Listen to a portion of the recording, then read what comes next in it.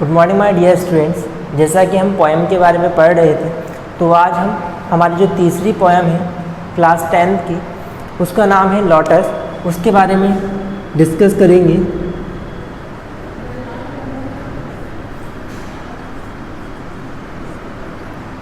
So first of all हम lotus को पढ़ने से पहले इसके बारे में जानेंगे कि लोटस जो एक पोएम है वो लिखी किसने है। उसकी जो राइटर है, अगर हम कहें पोइटेज है, वो है तोरू दत्त। तो इसे लिखा है तोरू दत्त ने।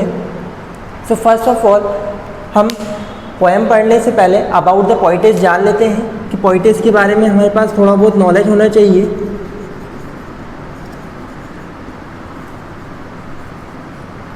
ताकि जब भी हम एक्सप्लेनेशन करेंगे तो ये उसमें हमारी बहुत हेल्प करेगा।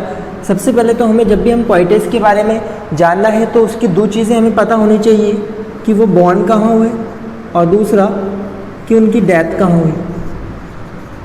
तो तोरू दत्त जो हमारी पोइटेज है, वो पहली बात तो एक इंडियन पोइटेज है।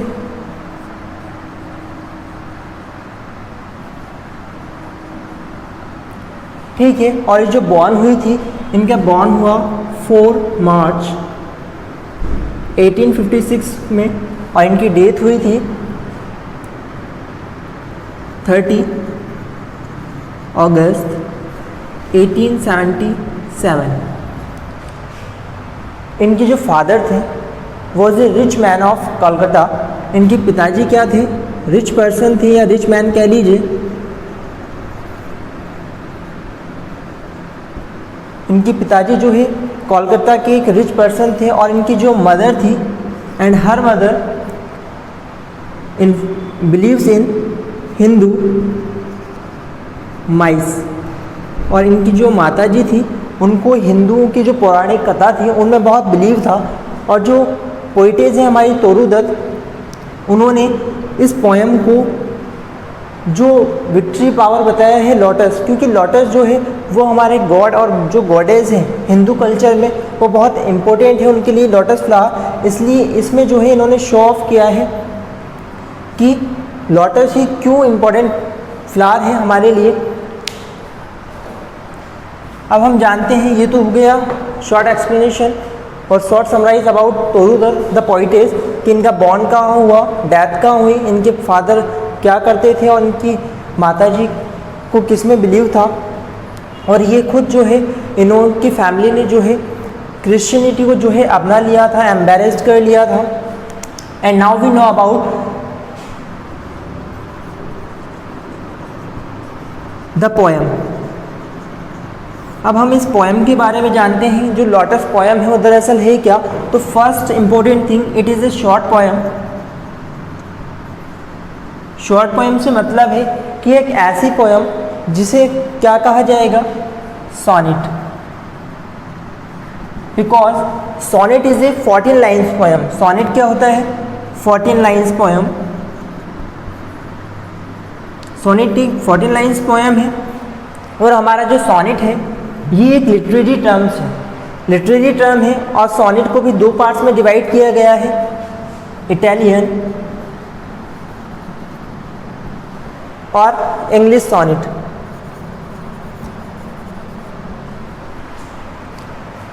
जो इटालियन सोनेट है उसको एक और नाम दिया गया है, उसका नाम है पैट्रार्कल,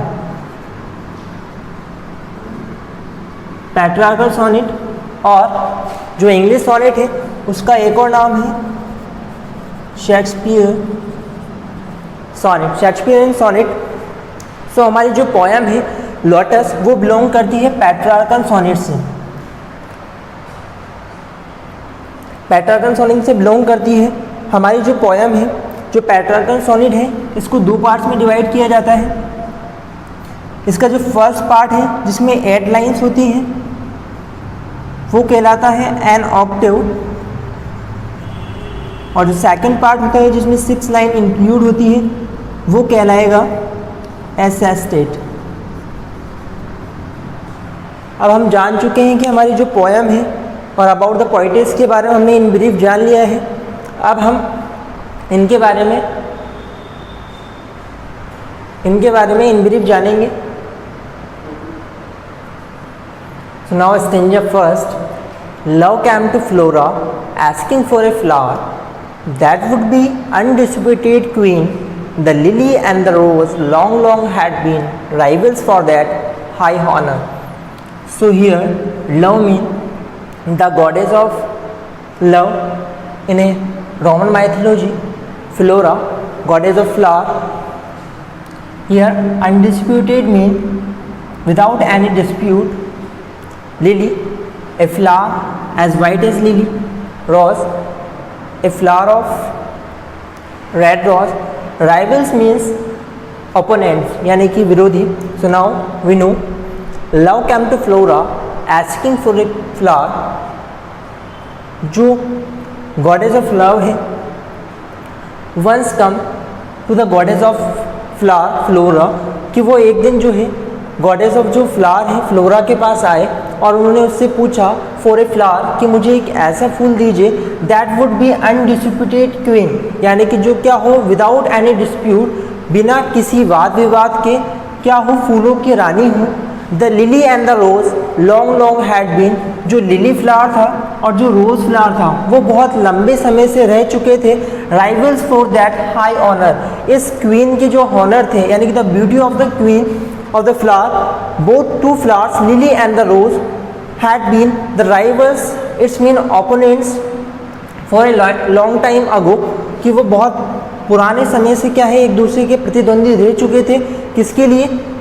क्वीन बनने के लिए, the queen of flower. Now the second stanza, यानी कि फर्स्ट स्टेंजा जो है वो पूरा डेडिकेट करता है about love came to Flora, कि वो उसके ऊपर पास आते हैं द गॉडेस ऑफ फ्लावर के पास और उससे पूछते हैं कि मुझे एक ऐसा फूल ला कर दीजिए जो कि क्या हो सभी फूल में श्रेष्ठ हो और जिसे क्या कहा जा सकता है the queen of the flower. और इसके लिए दो फ्लावर जो लिली और जो रोज़ हैं वो एक दूसरे के कॉम्पोनेंट रह चुके हैं, यानी कि राइवल्स ओपोनेंट रह चुके हैं, प्रतिद्वंदी रह चुके हैं बहुत लंबे समय से.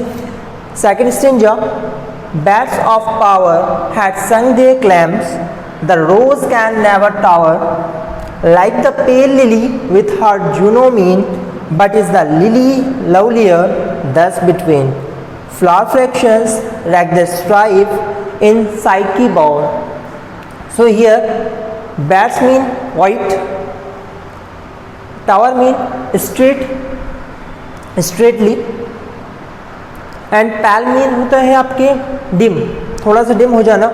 जूनोमीन का मतलब है, जूनोमीन जो है आपके है standing straight like is the goddess of Juno mien but is lily. And the flower factions का मतलब होता है ग्रुप ऑफ फ्लावर्स. और यहाँ रैंक का आपके जो है मतलब वो लिया गया है क्लेस से. So now we know bats of power had sang their claims. जो बहुत सारे कवि हैं, बैट्स का मतलब हमने जाना पोइट, जो बहुत सारे कवि हैं उन्होंने, क्लेम्स का मतलब होता है दावा करना, उन्होंने अपनी बहुत सारी कविताओं में अपने अपने जो चॉइसफुल फ्लावर हैं उनके ऊपर क्या है बहुत सारी कविताएं लिखी हैं जिसमें उन्होंने उनकी प्रशंसाएं की हैं. The rose can never tower, कि किसी ने कहा है यहाँ टावर का जो मीन है वो आपके लिया गया है स्ट्रेट से, कि जो रोज़ है वो कैसे खड़ा रहता है स्ट्रेटली, बहुत सीधा खड़ा रहता है. Can never like the pale lily with her Juno mien, जिस तरीके से जो रोज़ है कैन नेवर टावर, जो रोज़ है वो कभी भी स्ट्रेटली नहीं खड़ा रह सकता लाइक द पैल लिली, उस डिम लिली की तरह विथ हर जूनोमीन, जो कि अपने क्या है जूनोमीन जो गॉड है ऑफ ब्यूटी उनकी तरह स्ट्रेटली खड़ा रह सकता है. But is the lily lovelier दस बिटवीन, लेकिन क्या है but is the lily lovelier, जो लिली है वो सबसे सर्वश्रेष्ठ लवलियर फ्लावर है. दस बिटवीन, इनके मध्य the flower factions rang the strife and Psyche's bower, और ये जो ह्यूमन बींग्स के जो अंतर्मन है उसमें जो इसके जो ग्रुप्स हैं उनके बीच क्या चलता रहता है, एक क्लैम्प चलते रहते हैं कि कौन ज़्यादा ब्यूटीफुल है. Stanza 3. Give me a flower, delicious as the rose, and stately as the lily in her pride, but of what color? Rose red, love first choose, then prate no lily white, or both provide. So give me a flower, delicious as the rose. Delicious means होता है sweet, या फिर आप beautiful कह लीजिए. Stately का मतलब होगा आपके ग्रेट कह लीजिए, या फिर अपेयरिंग नॉबल यानी बहुत श्रेष्ठ। But of and rose red यानी कि red is rose, and lily white is lily. So now give me a flower delicious as the rose. तो जो लव गॉड ऑफ लव थे वो फ्लोरा से कहते हैं कि मुझे एक ऐसा फूल ला कर दीजिए जो कि रोज़ की तरह क्या हो, बहुत ज़्यादा स्वीट हो, बहुत डिलीशियस हो, and stately as the lily in her pride. और प्राइड का मतलब है कॉन्फिडेंट, और स्टेटली आपको बता ही चुका हूँ ग्रेट यानी महान तरीके से, यानी मुझे लिली की तरह एक अभिमान से खड़ा हुआ जो है फ्लावर ला कर दीजिए, यानी कि वो ऐसा हो जैसे कि स्वीट रोज़ की तरह स्वीट भी हो और साथ में लिली फ्लावर की तरह अभिमान से, प्राइड से जो है वो सीधा खड़ा हुआ हो straightly. But of what colour, लेकिन फिर जो गॉडेस ऑफ फ्लावर है फ्लोरा, उन्होंने पूछा लेकिन किस कलर का? रोज red, love first choose.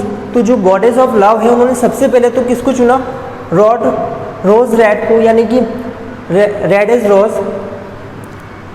Then prayed no lily white और बहुत प्रोवाइड, और उसने कहा नहीं मुझे तो लिली वाइट चाहिए, जैसे कि वो कैसा हो, लिली की तरह वाइट हो। लेकिन फिर उसने अपने ओपिनियन चेंज की और उसने कहा नहीं मुझे तो बहुत प्रोवाइड कर दीजिए, ऐसा फ्लावर ला कर दीजिए जिसमें दोनों की ही क्वालिटी हो।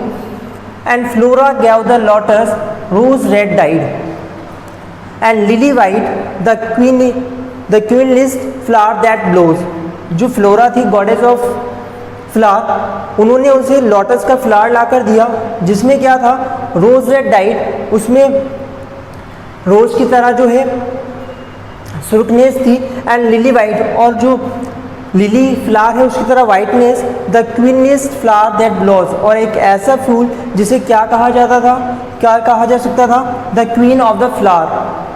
सो in which the poetess Toru Dutt describes about the victory of Indian culture over the Western culture, because in which the lotus flower shows about the culture of India, and the otherwise these two flowers, lily and the rose, both flowers shows the Western culture. And first, and in which you think that is include, now we know about it, that in which symbolically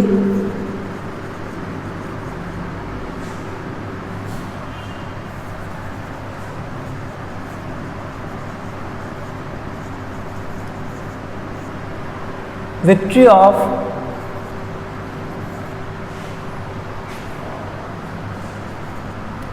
Indian culture over the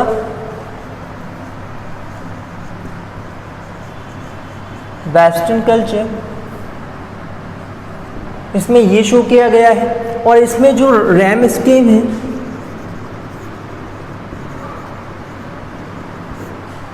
इसकी जो RAM Shem है वो दरअसल है, क्योंकि इनके जो शुरुआत के वर्ड्स हैं वो आपने देखे ही होंगे, फ्लावर,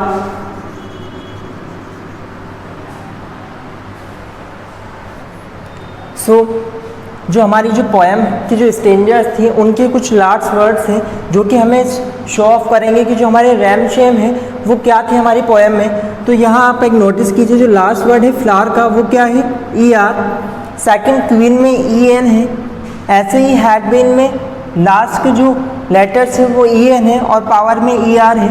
तो इसकी जो रैम शेम होगी, जैसे हमने दो थिंग्स, अगर दो वर्ड्स के एंडिंग में कोई सेम थिंग आ रही है तो हम उसे एक ही नेम देंगे, यानी कि एक ही अल्फ़ाबेट से सिंबलाइज करते हैं। जैसे कि मान लीजिए इसे हमने ए दे दिया, इसी तरीके से जो सेकंड और थर्ड है उसमें ई एन और ई एन कॉमन है तो हम इसे नाम दे देंगे B and B, and the third जो है वो क्या है, ई आर, तो ए। तो हमारी जो रैम शेम है वो क्या हो जाएगी, ए बी बी ए, ऐसे ही ई आर है क्योंकि पहले भी हमें सिंबलाइज किया गया है। तो इसकी रैम शेम क्या होगी, हमारी जो ऑक्टेव का पार्ट था, हमने देखा था हमारा जो पेट्रार्कल सोनेट है उसके दो पार्ट्स में पहले ही बता चुका हूँ आपको, एन ऑक्टेव और ए सेस्टेट। तो इसके जो ऑक्टेव वाला पार्ट है जिसमें 8 लाइंस जो हैं वो इंक्लूड रहेंगी और उनकी जो रैम शेम होगी हमारी वो होगी A B B A B B A.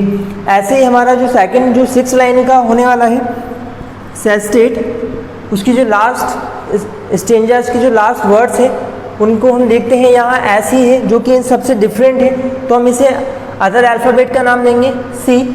ऐसे ही प्राइड है, तो प्राइड में क्या है डी, जो इनमें से किसी में मैच नहीं करता तो हमने इसे नाम दे दिया डी। ऐसी है तो सी फिर डी। अब यहाँ बिल्कुल ही अलग, तो हमने इसे नाम दे दिया ई और एफ। तो ऐसे हमारा ये इसकी रैमशम क्या हो गई C D C D E F. क्योंकि वो आपसे ये भी पूछ सकता है, तो आपको पता होना चाहिए कि जो हमारी तोरूदत्त है उन्होंने इस पोएम को एक पेट्रार्कन सोनेट की फॉर्म में लिखा है, जिसमें अब हम इन ब्रीफ जानते हैं इसमें दो जो फ्लावर हैं रोज और लिली, दोनों के बीच एक ओपोनेंट है, दोनों एक दूसरे के राइवल्स हैं। और इसमें जो है victory of show the victory of lotus which show the victory of Indian culture. Thank you.